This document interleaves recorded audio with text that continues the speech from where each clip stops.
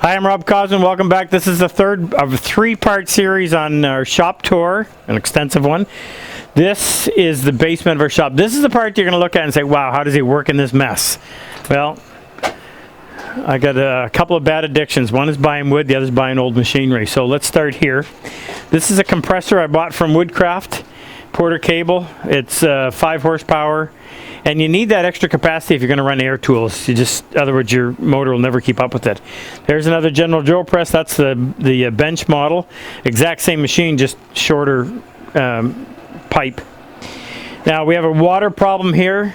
As you can see, it's always wet, so we have to keep the dehumidifier running all the time. And when it rains, it gets even worse. And if you look up in here, there's a stash of motors I just recently bought. I have a friend who's gotten too old to do the business anymore, but he used to take motors that came back on warranty and he'd completely rebuild them, and just can never have too many motors, right? This is where we store all of our pipe clamps. We had them upstairs for a long time, but I found I didn't use them and it was taking up valuable wall space. So we made these little triangular bases. There's only 3 wheels on it, so it's an uneven floor because there's bedrock up in there. That's why the stepped floor.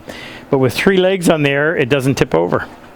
And again, this is all veneer stored up in here, shorts there, a bunch of lumber here looking for a home. And I wish I could show it to you, but it'd be too much to dig it out. In that box underneath is something called a Camelback straight edge, which is 6 feet long. They don't use them anymore. It's all done electronically now, but I used it for setting up the joiner. It was fantastic. This is a drill press that's set up. This just cuts the slot in the handle of our dovetail saws. This is another general drill press. This is actually a metal and wood drill press where you had a gearbox where you could slow it down to 1 or 2 revolutions per minute. And that is set up for just finishing the slot on the dovetail saw. Here's another general, this is their 15-inch model. Love this bandsaw. So simple, so solid.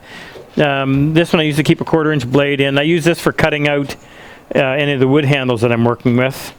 And there's my dust collecting system. You just stick the hose on there and it does a great job of sucking up the dust. Here's yet another general drill bandsaw. I like working on them. And if it's better than one I got, I keep it and sell the other one. And over here, where we store all of our lumber, well, first of all, I'll show you this. This is our crude router setup for doing our boxes for our saws. And Dave operates all this. More lumber storage. This is another Poiter product. This is a hollow chisel mortiser. It's intact. I just was in the process of taking it apart, take the rust off, repainting it, but nice machine. And more lumber. Here I have 3 15-inch general. They're not 15, they're 14. 14 and a half. We call it a 14. This was one of the nicest thickness planers that were ever made.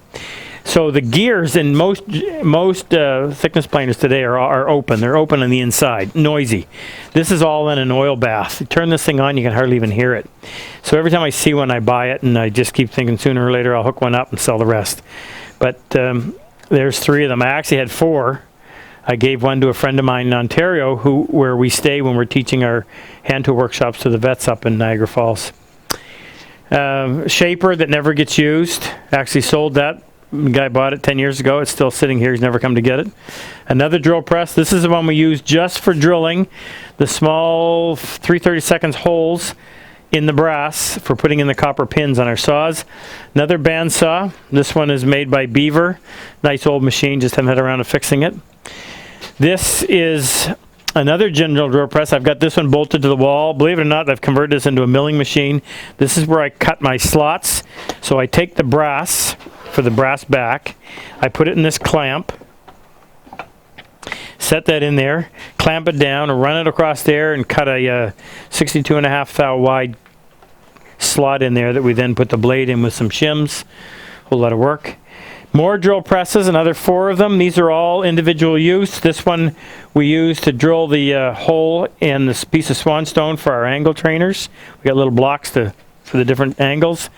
These ones we do for drilling the hole on the handle for the large bolt, the small bolt. This is the sander that we use for sanding the flat edges. This is our compressed air. This is a grinder. I think we've got 2 grinders. This is a buffing machine, and this is where Dave buffs the handles. That's about all it gets used for. And then this is our dust collecting system, another air collector. Just put in this separate dust collector that's vented to the outside for when we're doing Swanstone. I'll show you that in a second. But I bought this big blower, came out of a restaurant, built a big wooden box, cardboard box with a baffle in there. So all of these 5-inch pieces of ductwork from the various machines come into here. Because the velocity drops when the area opens up and becomes large, the heavy material falls down into here into barrels that we empty.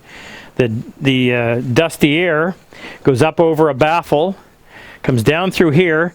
I have 8 or 9 of these specially made filter bags so that in the summer I save my cool air, in the wintertime I save my warm air. And it's a great system. We've had it in here for probably 20-25 years. All just pieced together, modified as we go. Yet another drill press. This one is just for sanding the handles. This is all of Dave's stock, the pine that we use for making our boxes.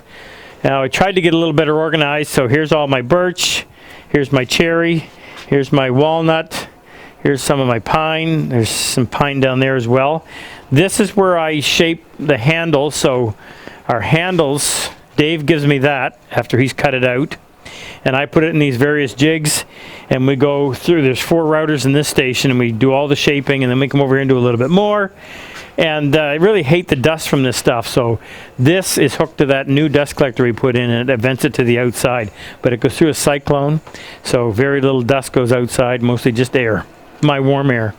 This is a small hollow chisel mortiser that I'll probably sell. Don't use it much anymore.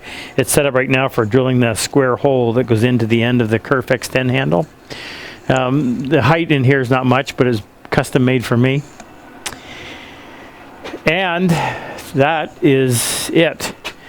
As I said, when we put this together, I was scrambling to have enough work to keep us all fed.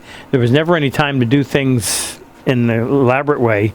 It was just do it in whatever manner we needed in order to be able to work. But now that we're got some time to actually devote to fixing up the shop, we're going through piece at a time and cleaning it up. Any questions, leave them on the down below. I try to go in there and answer as much as possible. Don't forget to join, subscribe, and please look up our Purple Heart project. Come to our workshop, do whatever you can. Pass the word. Here's my final thing I want to say to you. We operate an online workshop where we broadcast a half-hour training episode 5 days a week. It costs $400 a year to be a member to both. You can be one or the other. If you are a wounded, disabled veteran, we will give that to you for free for life. Woodworking is very therapeutic, particularly for guys suffering from post-traumatic stress. So if you know any disabled veteran, make them aware of that. They go to the site, RobCosman.com. In the toolbar, there's a thing that says Vets. Click on it. It's all self-explanatory. You go on there. We don't ask any questions. We just give it to you. There's over 1,700 episods that are already on there on various pieces of furniture that we've built. We have a forum where you can ask questions. And if you want to speak to me directly, you can contact me through support@robsworkshop.com, and they'll forward it directly to me. So please help these guys that have done so much for us. Thanks for watching. Hope you enjoyed it. See you.